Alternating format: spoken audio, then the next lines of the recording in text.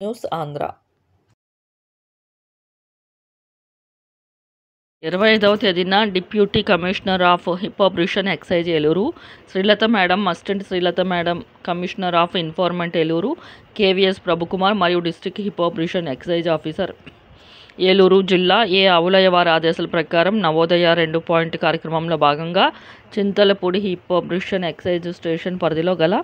కామర్పకోట మండలం వెంకటాపురం గ్రామం సచివాలయం కార్యాలయం వద్ద నాటు సారాయి